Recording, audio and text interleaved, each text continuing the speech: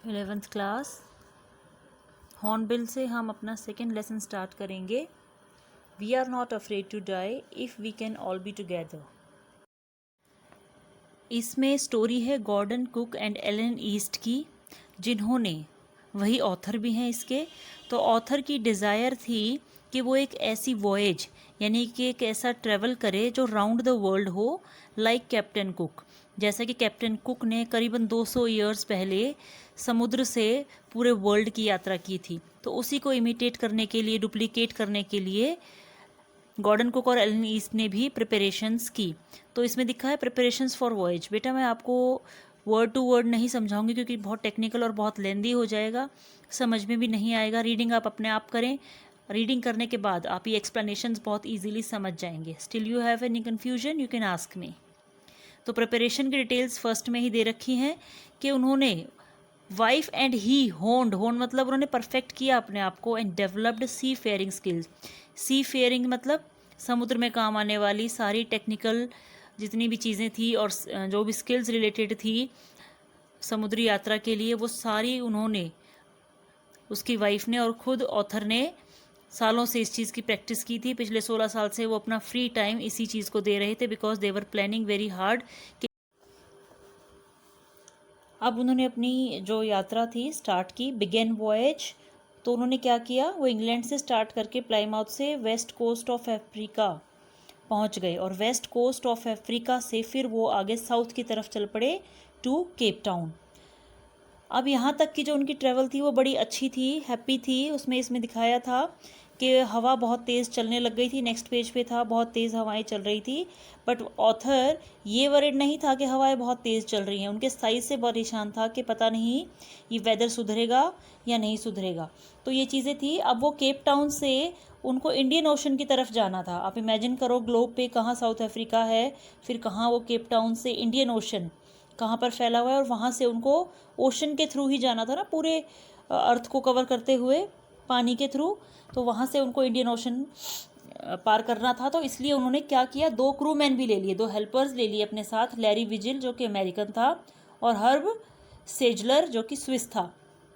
उन दोनों को भी अपने साथ उन्होंने ले लिया और अपनी यात्रा आगे स्टार्ट की।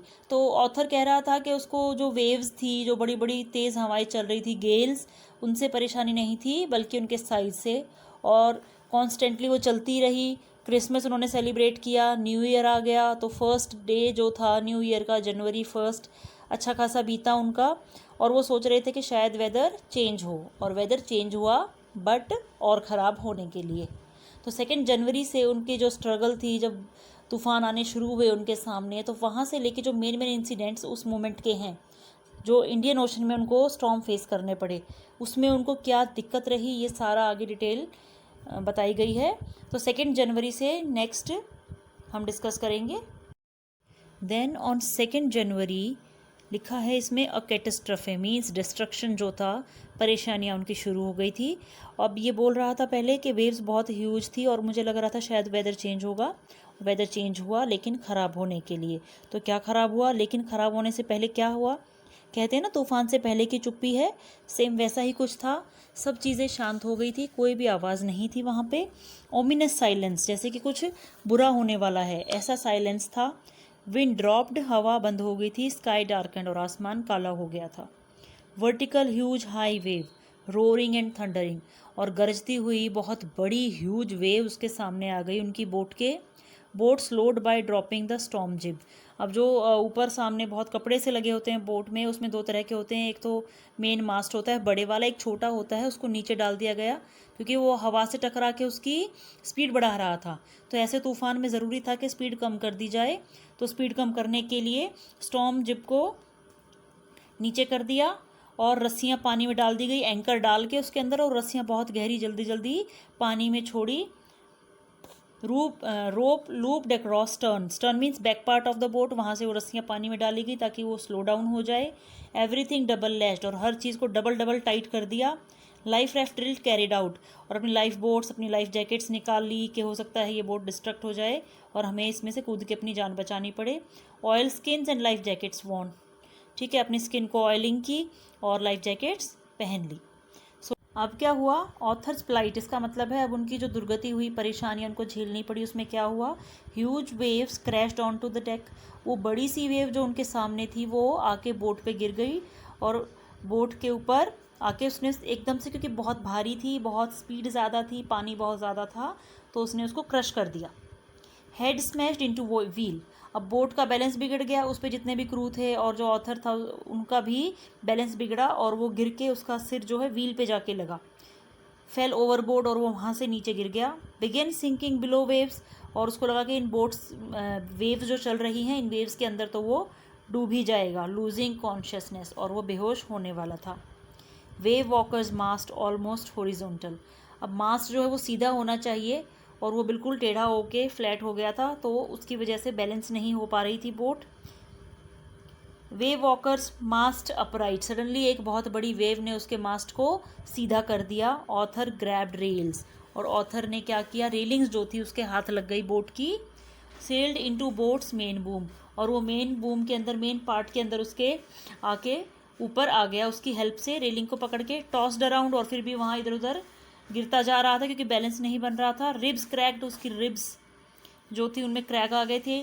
टीथ ब्रोक, दांत टूट गए, क्योंकि बहुत, अब आप सोचो ये कोई छोटी सी चीज़ तो थी नहीं कि थोड़ा सा बैलेंस बिगड़ा है, इतनी ह्यूज वेव्स थी, उसको यहाँ से वहाँ पटक रही थी, तो उसको बहुत ज़्यादा चोट लगी थी। माउथ ब्लेड, और खून निकल रहे थे उसके मुंह से।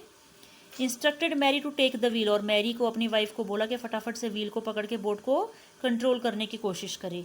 Larry and herb pumped out water, पानी भरता जा रहा था और वो पंप से उसको बाहर फेंकते जा रहे थे ताकि पूरी बोट ना भरे, अगर पूरी बोट भर गई तो डूब जाएगी। तो कॉन्स्टेंटली वो लोग, पानी आ ज़्यादा रहा था और पंप से बाहर निकल कम रहा था, फिर भी वो लोग ट्राई कर रहे थे। रिपेयर्स मेड, फटाफट से जितनी भी चीज़ें टूट रही थी जो ज़रूरी थी उनको रिपेयर किया जा रहा था। Pump broke down, 2 spare pumps went overboard, और जो पंप था पानी निकालने वाला वो भी ख़राब हो गया, और जो 2 पंप और बचे थे वो बोट से नीचे गिर गए थे, तो उनके पास और पंप्स भी नहीं थे। मेडे कॉल्स, नो रिप्लाई, मेडे कॉल्स होती हैं कि जो आपके जैसे रडार से मैसेज जाता है ना एरोप्लेन्स के लिए, और वहाँ से आपका कांटेक्ट होता है, तो मेडे कॉल्स आपको हेल्प के लिए चाहिए होती है, तो आप सिग्नल्स देते हैं और वहाँ से कि आपके लिए कोई हेल्प बोट भेजी जाए या कोई रेस्क्यू ऑपरेशन आपके लिए वहाँ से देखा जाए कि कुछ लोग हैं जो सर्वाइव करना चाहते हैं, ट्रबल में हैं, कोई भी उनको किसी तरह का रिस्पांस कहीं से नहीं मिल रहा था। ठीक है, तो इस तरह से उस दिन उनकी सिचुएशन बहुत ख़राब हो गई थी। This was about 2 January. Next day 3 January, water under control, पानी जो है वो कंट्रोल में आ गया था। 2 घंटे का उन्होंने बारी बारी रेस्ट लिया सबने, क्योंकि ध्यान रखना पड़ रहा था बोट का।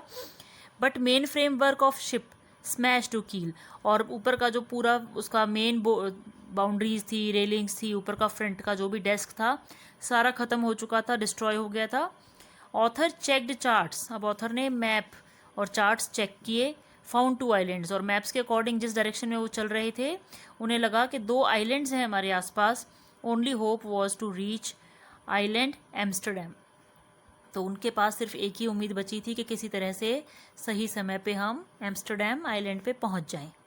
4 जनवरी, शाम के 4 बजे के आसपास, Wavewalker was again struck by the waves, फिर से तूफान आ गया, फिर से बड़ी बड़ी ह्यूज वेव्स उनके सामने आ गई। Wind was back to 40 knots, और 40 नॉट्स ये स्पीड थी नॉटिकल स्पीड्स में जो काउंट होता है एयर, तो उसके 40 नॉट्स पे विंड बहुत तेज़ स्पीड से चल रही थी। डैमेज्ड हल वॉज ऑलमोस्ट ब्रेकिंग अपार्ट, और ऐसा लग रहा था जैसे वो बोट 2 टुकड़ों में टूट जाएगी। डिस्पाइट द कैटास्ट्रॉफी, इतनी परेशानी और डिस्ट्रक्शन के बाद भी the children were brave and Jonathan expressed his fearlessness, और इस टाइम पे एक इम्पॉर्टेंट जो टाइटल है आपका वो आ जाता है, जोनाथन इस टाइम पे भी डरा हुआ नहीं था। उनका बेटा, और उसका सिर इस ड्यूरिंग चोट लग गई थी, सिर पे बम्प आ गया था, फिर भी वो जाके बच्चे लेटर लिखते हैं और ड्राइंग्स बनाते हैं और अपने फैमिली को, अपने पेरेंट्स को थोड़ा सा रिलीव करते हैं स्ट्रेस से। तो कहीं ना कहीं वो मैसेज जाता है उनके पास कि बच्चे भी जब इतने स्ट्रांग हैं तो बड़ों को स्ट्रांग होना ही पड़ेगा।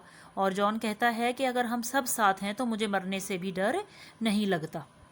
तो ये चीज़ से कहीं ना कहीं जो ऑथर है उसको भी एक इंस्पिरेशन मिली, और उसको लगा कि जब मेरे बच्चे इतने स्ट्रांग हैं तो मैं हार कैसे मान सकता हूँ। 4 जनवरी की बात थी। 4 और 5 को वो कॉन्स्टेंटली जैसे तैसे करके मैनेज करके आगे बढ़ते रहे। 6 जनवरी को ऑथर ने सेक्सटेंट मतलब मैप था जो, उसको फिर से रीड किया और विंड स्पीड को कैसे कंट्रोल किया जाए, किस साइड विंड स्पीड है, हमें किस डायरेक्शन में जाना है, उसको वर्कआउट किया, उसको समझा और उसके अकॉर्डिंग प्लान्स बनाए। 6 जनवरी को ही दोपहर के 2 बजे उसने लैरी को बोला कि जो स्टेयर है उसको 185 डिग्री में घुमा दो, और उस डायरेक्शन में वो चल पड़े। स्लेप्ट विद हैवी हार्ट, उम्मीद उसको कुछ खास थी नहीं बचने की, और ये लग रहा था पता नहीं हम चल किस डायरेक्शन में रहे हैं, और उसको बिल्कुल उम्मीद नहीं थी कि हम किसी सही जगह पे पहुंच जाएंगे, और यही सोचते सोचते उसकी आंख लग गई दोपहर में। At 6 PM woken by children, island had been found, और लास्ट में 6 बजे बच्चों ने उसे आके इतनी खुशी से उठाया, they had finally found an island. Relieve to see the beautiful island, और बहुत रिलीव्ड हुए कि फाइनली किसी तरीके से हम किसी सेफ जगह पे पहुंच गए हैं। एंकर्ड ऑफ शोर, अपनी बोट जो थी उन्होंने साइड में लगा दी किनारे पे। Next morning helped ashore by 28 inhabitants of island, क्योंकि रात हो गई थी तो रात को उस किनारे पर उन्होंने रात काटी। अगले दिन वहाँ पे रहने वाले 28 लोग जो वहाँ पे रहते थे उन्होंने उनकी हेल्प की।